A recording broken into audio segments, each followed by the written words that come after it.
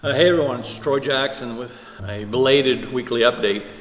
The end of the week last week was really hectic and didn't get a chance to do the update. But we ended the week with some very sad news. The passing of Supreme Court Justice Ruth Ginsburg. It was unbelievable person, unbelievable Supreme Court appointee. And looking back on it, for me, I think about this, a lot in government. Often it's not fair.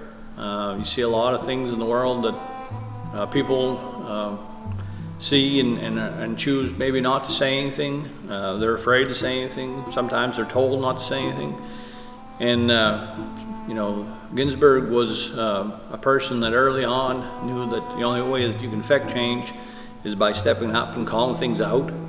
And she was really a maverick at that, someone that had such conviction, knew how important it was, and really was a hero for hundreds of thousands of people across the country, including myself. Anyone that has that type of courage to step out of line and talk about the honest truth of how things are going in this country is really important, and losing someone like that is really, really sad. I mean, obviously her death to begin with, but having her voice gone from this country is really unfortunate. And so I definitely wanted to start by saying how sorry I am, and all kinds of people I know. It's really unfortunate that she's gone. A new study shows Maine is recovering from the pandemic better than any state. Moody's Investment Service, a bond rating company, and CNN Business have teamed up to track the economic recovery of each state. They point to the state's low infection rate as well as the fact that Maine didn't rush to reopen as factors. Maine's economy is actually listed as number one as far as getting back to where we were. And while I understand very well that there's still a lot of people that are struggling because of the pandemic, a lot of workers, it is good news that Maine is getting back as close to normal as possible. And with that, the governor has announced that phase 2 of her economic grant program is open for people to apply. This has been something that businesses have applied to across the state. This time the governor has opened it up to more businesses. Child care facilities, behavioral health facilities can apply also. People that are definitely been affected throughout this. Again, no one thinks that we're 100% back on track or anything like that. We got a lot more work to do. Legislature's got a lot more work to do to help people out, which I fully understand and want to do. But the fact that we are doing better than a lot of states is encouraging. I think we need to keep pushing at it, working at it, and this grant program certainly can help. The application is cumbersome. We can definitely help here in my office. Don't be afraid if you want to apply, if you want to call in. We can get you resources, get you to the people to help with your questions. So definitely encouraging people to apply for the program. So last week was National Assisted Living Week, and this is something that is incredibly important, especially now, but anytime.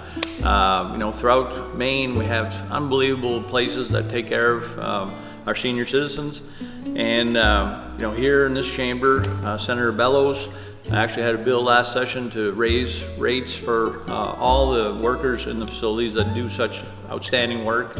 I had a bill to increase funding for nursing homes across the state, not just last session, but the session before in addition, because we realize how important this is in Maine, that we have really quality facilities, and we do. I see it firsthand in Ruth County with all the facilities that we have throughout my area, but in addition, my grandmother's actually in Eagle Lake. It's been really hard not being able to actually physically be in contact with her, but the staff there has done such great work, giving us the opportunity to talk to her from outside the facility, have outdoor visits that are socially distanced. I mean, they go above and beyond, and anything we can do here in the Maine legislature to help these facilities, especially now, really needed, and that's something that's a priority for us. So last week I was proud to join with all the members of the Permanent Commission on Racial Inequity at a report that came out, and really the key takeaway from that is that in the next legislature we really need to look at how that legislation affects people of color, which includes our tribal members.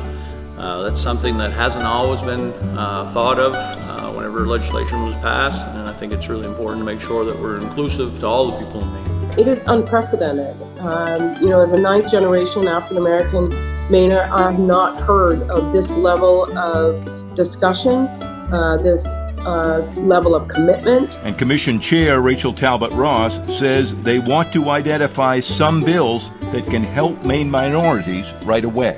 So last week I actually did something that actually was the same as I did when I started my political career.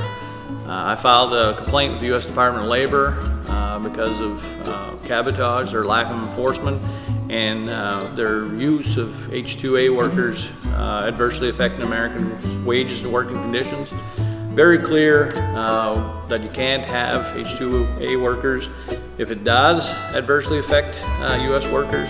I feel very strongly that this has been something that has continued, and something that I'm always going to push for. I mean, this is the state of Maine, and we should be doing everything we can to protect the people here, much like Canada does. And like I said, I don't ever think anything bad about the Canadians. I think they do a good job working for their people. That's what I want to do for ours. So finally, this week, certainly in my area, we've had some extremely cold weather already, some real hard frosts. We actually had, mostly my wife, we had to finish out the garden. But that actually reminds us of what's coming, snowmobiling. And myself and Representative John Martin had a great opportunity to go to Portage this weekend and see the really hard, dedicated Snowmobile Club, Portage Lakers. They were lucky enough to get a USDA grant to get a new snowmobile groomer. They work really hard as volunteers to bring economic activity to Maine and Russell County, and they should be able to have a machine that not only can they depend on, maybe have a little bit more comfort than usual. And so I'm really happy for them. All the work that our clubs do is extraordinary. Last week we reported, or 2 weeks ago we reported on the trail fund not getting cut, which is really great, and because these clubs work really hard and add like $600 million to our economy. Good people. I was glad to be there and just support them.